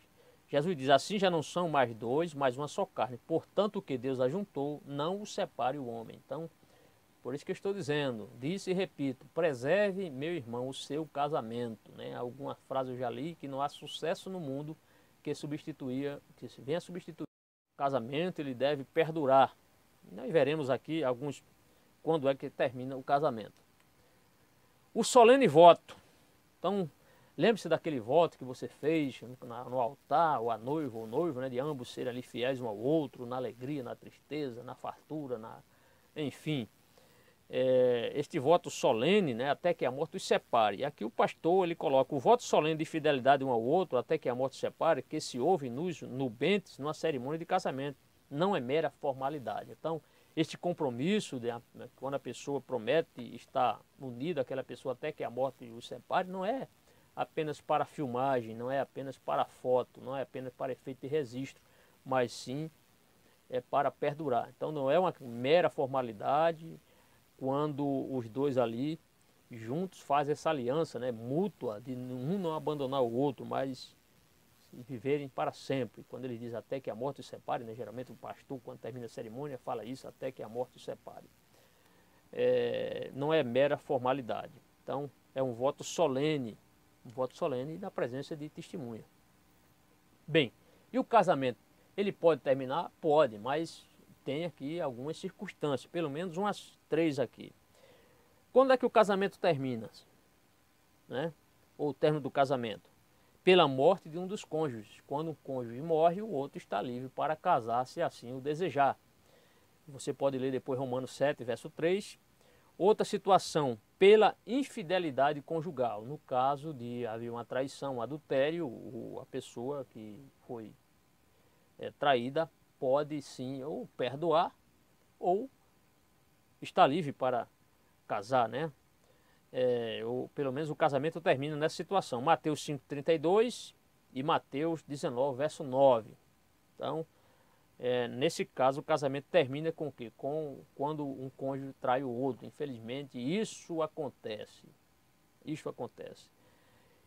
Outra situação, pela deserção por parte do cônjuge descrente. Veja que o autor colocou aqui, com base bíblica, 1 Coríntios 7,15, o crente ele nunca deve abandonar o seu cônjuge, de sair de casa, não. Se o descrente quiser sair, que saia, mas você não deve sair, meu irmão e minha irmã. Permaneçam, preserve seu casamento. A síntese desse tópico é a seguinte: os princípios básicos da família são o casamento monogâmico, isto é, entre um homem e uma mulher, sua indissolubilidade e a heterossexualidade. Então, os 3 princípios da família são esses aí: monogamia, a indissolubilidade e a heterossexualidade no casamento. Vamos ao nosso último tópico, que é o desafio da igreja. A igreja tem grandes desafios hoje. Temos aqui 2 subtópicos. Primeiro, a institucionalização da iniquidade. e a inversão de valores. Então a igreja, pleno século XXI, todos nós precisamos ver que há desafios diante de nós e nós precisamos vencer esses desafios. Então temos aí duas situações, a institucionalização da iniquidade, infelizmente o pecado tem cada vez mais se agravado, e a inversão de valores. Vamos ao primeiro.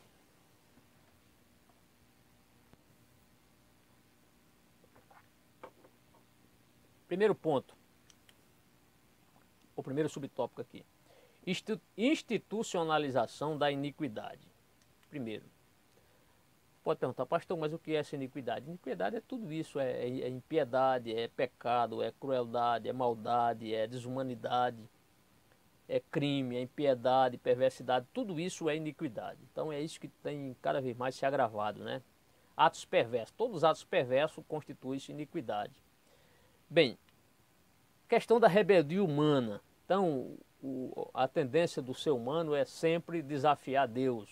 Isso começou no Éden. Satanás tentou a mulher e a mulher cedeu. Depois nós vemos a Torre de Babel.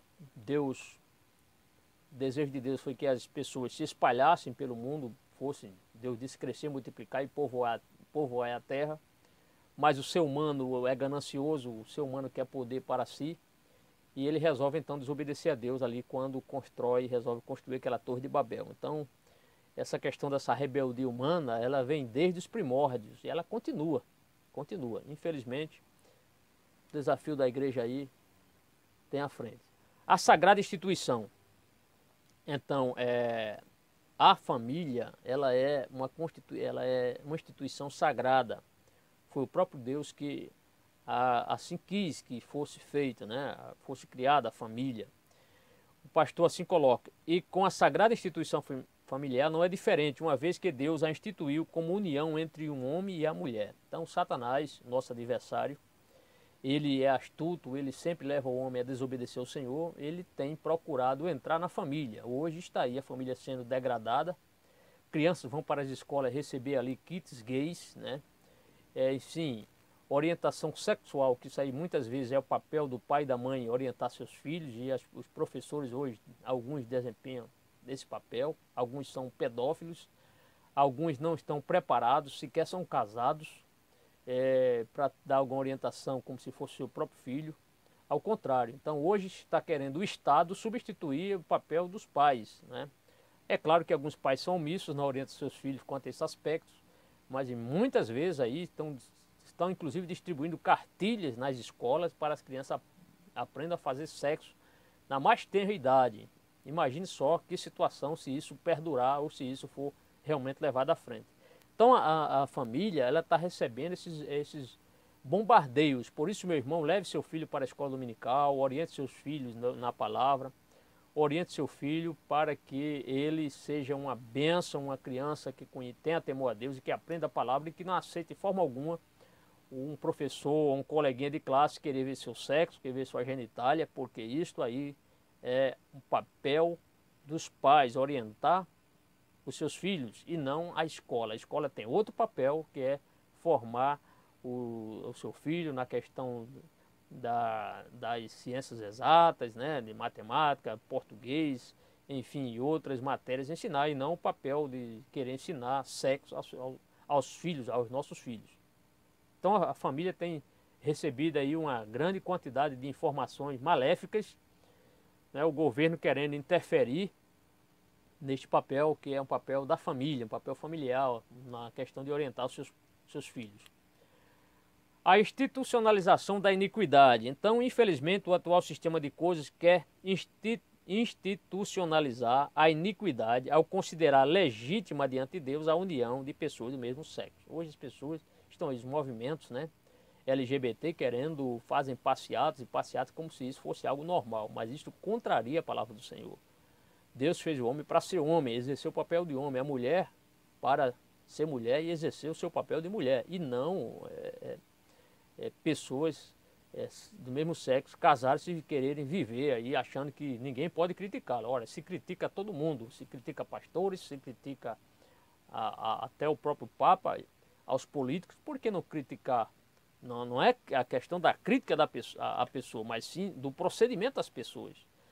Nós devemos odiar os homossexuais de forma alguma, as lésbicas de forma alguma. Devemos amar essas pessoas como ser. Agora, isso não significa que nós devemos tolerar ou aceitar esse tipo de procedimento. Por quê? Porque contraria a palavra do Senhor. Agora, como seres humanos, nós devemos amá-los como pessoas carentes das misericórdias de Deus, como ser humano, a alma daquele pecador. Agora, as atitudes não. Nós não somos obrigados a aceitar essas atitudes de forma alguma, porque contrariam a palavra do Senhor. Mas, infelizmente, hoje querem institucionalizar a iniquidade como se isso fosse algo normal, natural. A condenação ao homossexualismo. A Bíblia condena claramente o homossexualismo. Condena. Né? O texto mostra aqui. Há um texto, em Deuteronômio capítulo 23, versículo 17, o texto diz assim: não haverá entre os filhos de Israel quem se prostitua no serviço do templo, nem dentre os filhos de Israel haverá quem o faça. Então não poderia haver de forma alguma essa questão dessa prática homossexual, a questão da prostituição. É tanto que quando os anjos do Senhor são levados para Sodoma, aqueles homens de lá queriam fazer sexo com os anjos. E eles não permitiram de forma alguma, cegaram a todos aqueles homens, porque era uma prática condenável. Então, por isso que hoje existe o termo sodomia. Os sodomitas, que são os homossexuais, a origem veio de lá. Esse termo Sodoma veio de lá. Essa prática que havia entre aquelas pessoas, daquela sociedade que aceitava isso, mas era algo degradante. Outro texto é aquele texto que nós já lemos, Levítico 18, 22, quando Deus diz: não te deitarás com varão como se fosse mulher, é abominação. Há outro texto, este está com o texto de Paulo, onde novamente nós veremos que os homossexuais e que Deus condena a questão do homossexualismo. Está em 1 Coríntios capítulo 6, versículos 9 a 10. O texto diz: não sabeis que os injustos não herdarão o reino de Deus? Não vos enganeis, nem os devassos, nem os idólatras, nem os adúlteros, nem os efeminados, nem os sodomitas, nem os ladrões, nem os avarentos, nem os bêbados, nem os maldizentes, nem os roubadores herdarão o reino de Deus. Então veja que o termo aqui, os efeminados e os sodomitas, junto com outras pessoas aqui, não herdarão o reino de Deus. Eles podem herdar se arrependerem de suas práticas e abandonarem as suas práticas. Agora, aceitar Jesus como Salvador e contrariar a palavra do Senhor, a orientação do Senhor, a doutrina do Senhor, isso de forma alguma é tolerável, porque quando a gente aceita Jesus, a nossa vida tem que mudar e para melhor. E qual é a referência melhor? A melhor orientação é a palavra do Senhor. Então, se a palavra de Deus diz que isso é iniquidade, que isso é pecado, quem somos nós para tentar anular o que a Bíblia diz? Agora, nós temos que entender que isso tudo, a multiplicação da iniquidade, fazem parte, né? Faz parte dos sinais do fim dos tempos. O avanço dessa prática é um dos sinais do fim dos tempos, conforme Lucas 17, versículo 28 a 30. Vamos ler aqui Lucas 17. Lucas 17, versículo 28 a 30. Olha o que o texto diz. Como também foi nos dias de Ló, comiam, bebiam, compravam, vendiam, plantavam e edificavam. Mas no dia em que Ló saiu de Sodoma, choveu do céu fogo e enxofre e destruiu todos. Assim será no dia em que o Filho do Homem se manifestar. Então, é um sinal do fim dos tempos, a multiplicação da iniquidade, essa tolerância, né, dos movimentos LGBT que ficam aí fazendo passeatas, propagandas na televisão, mostrando novelas na televisão, para que a sociedade e as famílias aceitem essas práticas como se fossem algo normal. Mas por mais que as leis do país favoreçam ou aceitem essas questões, nenhuma lei de um país pode ser maior do que a lei divina. Então a lei de Deus ainda é vigente, a lei de Deus, ela está acima de todas as leis criadas pelos seres humanos. Então a Bíblia condena de maneira direta tal estilo de vida dessas pessoas. Romanos 1, 26 e 27, 1 Coríntios 6 e 10 e 1 Timóteo capítulo 1, versículos 9 a 10. Amém, amados? Amém? Graças a Deus. Hoje, então, vamos falar agora sobre a inversão de valores, que é o último subtópico E dentro desse último subtópico vamos falar sobre esta inversão de valores. Então hoje, o que se vê, conforme o autor aqui colocou na lição, o que se vê hoje é a tentativa de tornar o errado certo e o certo errado. Então aquilo que nós estamos falando, sempre falando, a Bíblia é o nosso manual, a Bíblia é a nossa doutrina. Então a Bíblia condena a união de pessoas do mesmo sexo, a Bíblia condena o homossexualismo, a Bíblia condena a sodomia, enfim, mostrando e mostrando através de textos. Então hoje as pessoas que não têm um compromisso, as pessoas que não querem se submeter à vontade de Deus, ficam tentando forçar a barra e forçando para que sejam criadas leis que favoreçam as suas práticas, mas nenhuma lei é maior do que a lei divina. Há um texto, inclusive, em Isaías capítulo 5, versículo 20, que ela expressa a realidade do povo do mundo, do nosso mundo de hoje, de nossa sociedade. O que é que esse texto diz? Isaías capítulo 5, versículo 20, diz assim: ai dos que ao mal chamam bem, e ao bem mal, que põe as trevas por luz, e a luz por trevas, e o amargo por doce, e o doce por amargo. Ai daqueles. Não é isso hoje que está acontecendo? As pessoas dizem que o mal hoje quer dizer que o mal é coisa boa. O mal chamam de bem. E o bem chamam de mal. Qual é o mal? O mal é essa questão da união de pessoas do mesmo sexo. E para eles estão achando que é o bem. Não é? E o bem, que é a palavra do Senhor, que é a união entre o homem e a mulher, ele diz que é mal. Que põe as trevas por luz e a luz por trevas. A Bíblia é luz, mas para eles é trevas. Por quê? Não querem vir para a luz, a fim de que suas obras não sejam manifestas. E o amargo por doce, e o doce por amargo. Então é isso que é o quadro da sociedade de hoje. A questão do hedonismo, o que vem é isso aí, pastor? Então é a busca pelo prazer. Hoje as pessoas estão buscando o prazer, né? O prazer, para elas, justificam as suas ações. Isto é, se a Bíblia condena determinada prática, eles não querem nem saber disso, porque eles querem o prazer. Para eles o que importa é o prazer. Para ser feliz, para eles o que importa é o prazer. Não importa a circunstância, não importa os padrões morais que eles vão denegrir ou sujar ou manchar. O que importa para eles, para esse povo hoje, é o hedonismo, isto é, a busca pelo prazer. Então o mundo atual está invertendo os valores em busca do hedonismo, ou seja, a procura indiscriminada do prazer, do gozo, da sensualidade, do deleite sexual, conforme 1 João 2,16, é um texto que eu vou ler agora. Porque tudo que há no mundo, a concupiscência da carne, a concupiscência dos olhos e a soberba da vida não vem do Pai, mas sim do mundo. Então hoje, esse prazer, esta sensualidade, esse deleite sexual, esta avalanche de pecados nessa área, as pessoas estão procurando, muita gente procurando, porque para elas o que interessa é a busca do prazer. Então hoje é mais um desafio para a igreja vencer, para a igreja evangelizar essas pessoas, né, esses grupos que muitas vezes tentam denegrir a igreja do Senhor, denegrir a palavra do Senhor. Mas nós devemos continuar firmes e constantes, pregando a palavra do Senhor, mesmo que a palavra do Senhor venha confrontar essas pessoas. Mas Deus é por nós, e se Deus é por nós, quem será contra nós? Bem, agora, há sanções divinas, ou há punições divinas para todos aqueles que se rebelam contra o próprio Deus, contra a própria palavra do Senhor. A palavra do Senhor nos orienta que todas essas pessoas que cometem pecados, sejam a questão hoje, como está acontecendo hoje, a pedofilia, a questão hoje do adultério, da prostituição, hoje não, sempre ocorreu, né? Mas hoje, devido às leis frouxas de determinados países, como o Brasil, hoje pessoas aí são pegas, né, fazendo sexo com crianças, muitos deles às vezes não dá nada, a lei favorece, se tiver um bom advogado e tiver dinheiro, a pessoa infelizmente é livre, e a coitada da criança ali que foi abusada fica aí, né, os pais passando vergonha, a criança crescendo com problemas psicológicos, né? Então hoje, ainda que as leis de um país sejam maleáveis com quem pratica esse tipo de crime, pedofilia e outros crimes nessa área, a sanção divina virá. Por quê? Porque Deus não deixará o pecador impune se este não se arrepender. Então todas as pessoas que cometem pecados, elas vão prestar conta de tudo isso que elas praticam.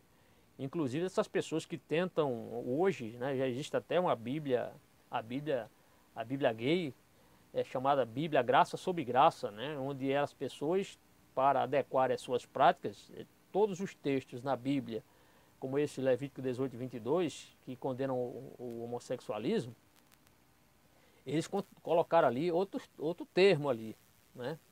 Outro termo. E, enfim, eles mutilaram a Bíblia. Todas as vezes que a Bíblia condena essa prática do homossexualismo, eles foram lá e mutilaram o texto, mudaram o texto. Para quê? Para que adeque as suas práticas. Mas essas pessoas elas vão prestar conta diante de Deus. Outro ponto, a igreja apostólica. Então, se a igreja do pleno século XXI está passando por essas situações, dessa inversão de valores, a igreja primitiva também passou por essa situação, né? Essas práticas já existiam naquela época, certamente. Talvez não com tanta ênfase como hoje, né? Hoje existe a mídia, existe aí tantas maneiras das pessoas divulgarem suas práticas, mas antigamente a igreja do Senhor também ela passou por períodos difíceis e ela superou esses períodos, graças a Deus, essas dificuldades. Agora, a denúncia paulina, Paulo foi muito enfático lá em Romanos 1:25, Paulo vai e denuncia estas práticas, e a igreja hoje tem esse papel de denunciar.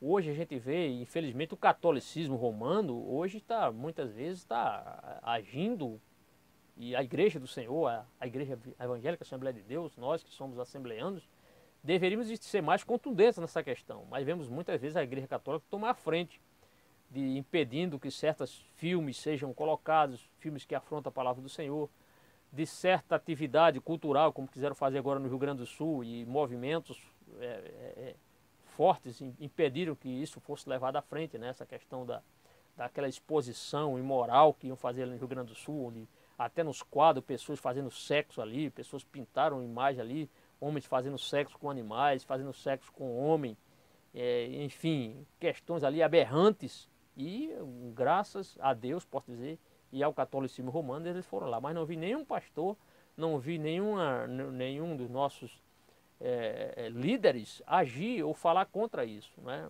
Então, a igreja do Senhor, ela precisa se levantar e tomar posição, e firmar posição, e não apenas ficar esperando que outras pessoas de outras denominações façam. Nós devemos sim marcar presença e dizer que aquela determinada prática ela é condenável na Bíblia, mas infelizmente não vi nenhum pastor, com raríssimas exceções, alguém se levanta contra essas práticas aí que estão tentando colocar. Então o apóstolo Paulo, ele diz assim, ó, o autor colocou, o apóstolo Paulo denunciou também esta inversão de valor, dizendo que mudaram a verdade de Deus em mentira, adorando e servindo a criatura em lugar do Criador, o qual é bendito eternamente.